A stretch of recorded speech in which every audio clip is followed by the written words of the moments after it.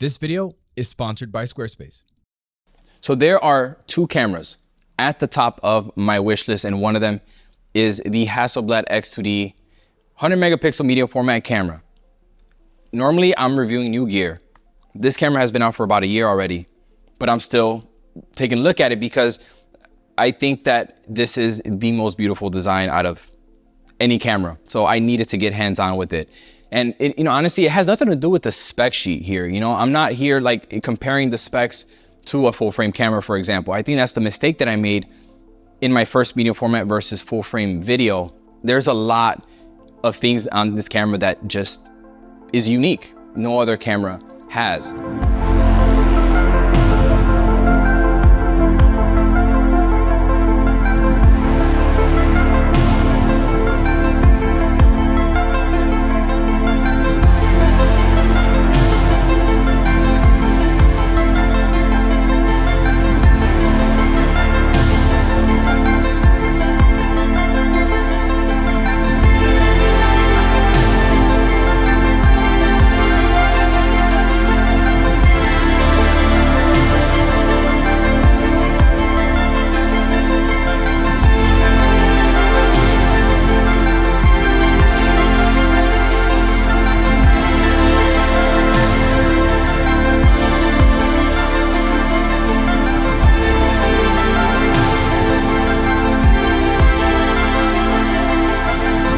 Now, Hasselblad was nice enough to send over the X2D with the lightweight portrait kit. So these are older lenses, but this is the 45p f4 and the 80 1.9, which is technically, it's not very lightweight, but this is their lightweight portrait kit. So this is what I'm testing out. But what makes this camera unique? Now, my opinion is going to be subjective. I think that this is the most beautiful camera ever created. I haven't seen a camera any digital camera look and feel like this camera does. I fell in love with it watching everyone's review on it, but holding it in the hand, and I'm not exaggerating, this is the most comfortable camera in the hand that I have ever used. It is like a thick piece of metal. All the buttons, everything is just super high quality. It makes me feel like I'm like a king. I feel like I am the man. I'm the badass holding a Hasselblad camera with just everything about it is sexy, and the minimal design. Talk to a Leica shooter and they'll romanticize their camera, and this is kind of like how I feel about this Hasselblad camera. Another really unique part about this camera is that it has a 1 terabyte internal SSD. I wish other camera companies would embrace this idea, because these are 100 megapixel files, and it can store up to 4,600 photos internally, which means that you're never gonna leave the house and not have an SD card, for example. I don't care how much of a pro you are, it happens to all of us. We're all human, and it happens to me all the time. And being able to pick up this camera and just shoot with it, with an internal SSD, it's something that is very refreshing. I hope other camera companies start doing this too. Another unique part of the Hasselblad X2D is this 3.6-inch screen. Most of the other cameras have 3 inches. This is it's like being at the IMAX. It's massive. And if you like shooting off the back of the screen, like how Jared and Vanessa, they call me an amateur. This is amateur hour doing this. Hey Manny, you are doing it so wrong, you're probably gonna hurt yourself. But whatever you do, this is not a way to hold your camera. If you like shooting like me, this is gonna make it so much easier, because again, there's so much detail. It's very, very responsive. The best screen that I've ever used on a camera, hands down. Another unique part about this camera, and some Fuji cameras have this as well, this camera the lenses have leaf shutters in them.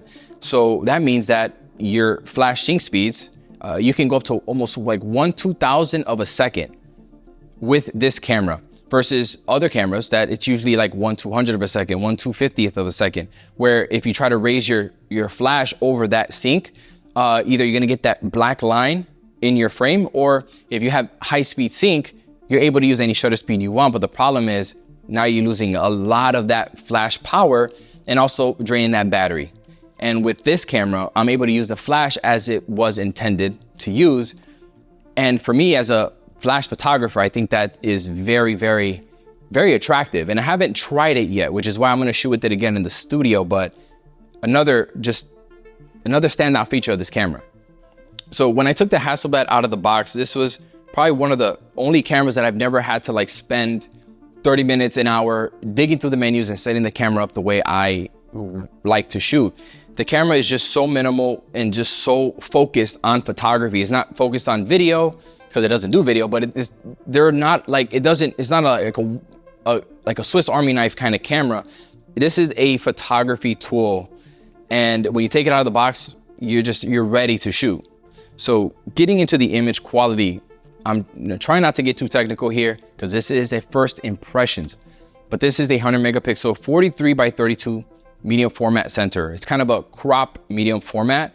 The sensor is made by Sony and it's the same sensor that's in the GFX 100S that I used for my medium format versus full frame video. And, you know, a couple of things stand out to me right away when looking at the files. You know, it's the 16-bit color depth is just, you don't notice it right away. But when you start zooming into the images and you start to see the tonal gradations, and it does have a more filmic look, there is more color information there. And when I tell you these files take a freaking beating when it comes to color. If you love color grading, it's like a playground, it's a sandbox of just throwing color into these files and the files are able to absorb it. I'm starting to become addicted to this. It's again, I threw gradient maps onto these files, and I can make them look really rich and colorful without like degrading it, making it look crunchy. Another thing that really stood out to me, and this is something that I failed to recognize in my first video, was the aspect ratio when you shoot with medium format. So when you shoot with medium format, the files are more boxy. When you shoot full frame, they're a little bit more rectangle. And so what I like about that as a portrait photographer is that if I'm shooting a model, for example, and I want her hand here to the side of her waist, now her profile is wider. So I have to like back up to make sure I don't cut off her elbow.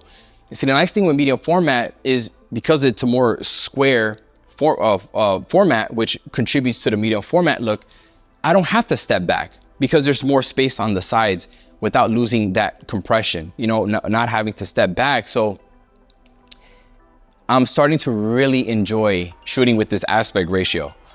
Oh boy. And yeah. So Hasselblad sent 2 lenses over for me to check out. This is part of their lightweight portrait kit. These aren't the newer lenses. So yeah, this is the 45p. It's an f4 lens. So I'm not really familiar with medium format lenses and their prices, but when I looked, I was like, oh, okay. All right. So we're looking at $3,000, $4,000 for lenses. This one is $1,000. And when I saw that, I didn't expect too much out of this lens, to be honest. But looking at the results, I mean, I feel like I felt like I was seeing that full 100 megapixel resolution. Images look super, super detailed. I think that this would make a great environmental portrait lens, landscape kind of lens. And if I were like, let's say if I were buying into the system, this would have to be in my kit because it makes the footprint of this camera makes it feel like you're shooting on a smaller form factor like full frame or APS-C. It's not heavy, very small and compact. I was pretty impressed. I just think that the focusing, because this is an older lens, it can be unsure sometimes. It'll hunt back and forth really quickly. Even if there's a lot of contrast, it'll go real quick. Another lens of the lightweight portrait kit. This is the 81.9. This is their fastest lens. So it's in, you know, f1.9 aperture. This is gonna give you an equivalent of like a 63, 65 millimeter f1.4, 1.6. Don't quote me on that. The quality, beautiful. I think that the rendering is beautiful. The micro contrast is just heaven for micro contrast. It's a beautiful portrait lens. It's their fastest portrait lens. Shooting backlit with Kayla was definitely it was tough. It was tough. It did hunt a lot when the sun was going directly into the lens. If there was plenty of contrast, I didn't really have any issues with the focusing. Again, it did the same thing that the 45 would do. It would just go back and forth really quickly and then acquire focus. I think that anyone, you know, looking to get a lens like this for the Hasselblad, it is a beautiful piece of glass, but it is heavy. I'm not gonna lie. It's very front heavy. So just like any piece of gear, there are negatives. there are things that could be better. But the one thing that I've seen online and I've seen a lot of people talk about is the autofocus. So I didn't expect blazing fast autofocus out of this camera, as everyone talks about. And so it's hard to judge, honestly, because these are older lenses. I need to try out the new lenses and I want to try them out here in the studio. But the autofocus, for me, not having eye detection, not having subject detection, is not that big a deal to me because, again, this is a different kind of tool. It can't really compare to all of the hybrid cameras that make the process just kind of sterile. Just point the camera wherever and it's gonna just find focus. You gotta work a little harder. You gotta slow down a little bit more, which sometimes slowing down can be romanticized. Some people are like, oh, I don't want to slow down. And you slow down and then you miss a lot of the shots that you would normally have. But at the same time, you can take it. I feel like I took more time on my compositions when I was doing so. So I feel like I'm trying to twist the whole autofocus thing into a good thing right now. Let me stick to what it is. It's decent with these two lenses. It's decent. I mean, at the end of the day, I walked out of the shoot with very little shots that were out of focus. So, you know, it's not terrible. It's very, very usable. Another thing that I would like to see improved in a camera like this is the lag in the EVF. So with my full frame cameras, I can just put my eye to the viewfinder right away and it's almost instant. So if I see a shot that I like, that I want to make sure all the details look good, boom, it's ready to go. Once it goes up to my eye. With the Hasselblad, once you put the camera up to your eye, it's like half a second delay. It's not the biggest deal, but it's something that I noticed and it's something that slowed me down in a sense when I was out shooting with it. Another thing that needs to get improved is the battery life. So I went out like with a 75% battery life. I shot maybe 100 to 150 photos for like about an hour, hour and a half. And I was at damn near 5% at the end of the shoot. So if I were to go out again, I'd probably want an extra battery in the bag because it does suck a lot of juice. My first impressions, I think that, you know, just like a cinematographer buys a red camera, you're buying the camera for the specific, you know, for specifically cinematography, for video, nothing else. And you feel when they hold the red camera, it's like they feel like a badass. They feel like this is it. This is the holy grail camera for video. I don't got to worry about nothing else. The same kind of feeling is on the photography side. When I hold the Hasselblad, I feel like I'm indestructible. You know, I may not have the fastest autofocus, but I feel like in terms of just quality and how I feel using the camera, I feel like I'm unstoppable. I feel like I'm getting, you know, the top quality image, even though it might be a little bit overkill for what I do. It's about how it makes you feel. And the way I feel using this camera, I feel like a badass. And but I do need to use it in the studio with the new lenses. I do need to do that. I'm gonna talk to Hasselblad and try to get some of the newer lenses. Hopefully the 90V comes out soon so I could try that out and see if the camera how it operates in a more of a chilled environment. I think that's how it's meant to be used because I was out running and gunning, chasing light. That's a lot to ask about for any camera. Ask my videographer right behind the camera. I am very sporadic and I am like a ping pong ball. So I move very fast. So we're gonna try it out in a more of a chill environment. And yeah, you know what's more important than having great autofocusing? It's having a website with Squarespace. If you have been looking to start a website, blog, or an online store, you need to check them out ASAP. Every entrepreneur needs a website, and with Squarespace, you don't need to have any kind of graphic design skills to start.